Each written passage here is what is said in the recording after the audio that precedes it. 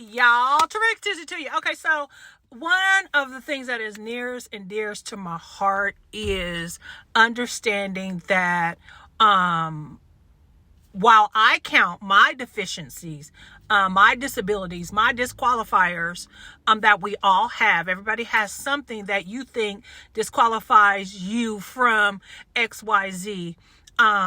When I allow, those are the very things that God, hear me clearly, gets to display his unique handiwork with you and I. You see, everybody is going to go through the same things, but how we go through them is going to be different. How it affects us is going to be different. What level we go through that thing is going to be different.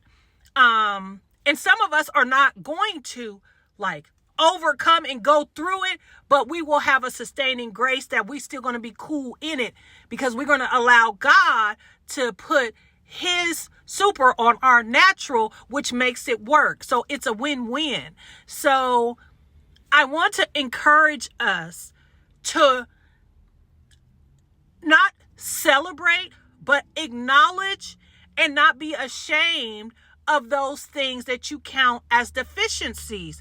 I don't want us to be lying to kick it like, no, this is not a thing, when actually, yes, it really is. So don't misunderstand me. I'm not saying that, but I am saying even and in spite of that, I know that I'm going to be cool because these are the very thing that the Lord uses to display his unique handiwork in. You will never know God as a healer unless you've been sick. You won't know him as a provider unless you needed him to provide. That means that you had a lack and that you couldn't do it for yourself. You will never know him as peace in a storm where you was about to lose your mind, but all of a sudden this peace that comes over you and you was able to function and you was able to move even in spite of the fact that your mind was fractured and shattered and going all over the place. So these are the things, girlfriend, guy friends, what I'm talking about, deficiencies that if you allow the Lord, he will use it and he will show his handiwork in it, what he can do with what I think disqualifies me, what I think is a deficiency in me, what I think is a disability in me. What God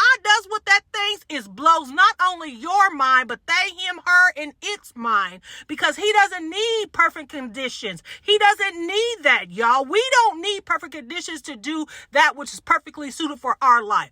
Be blessed.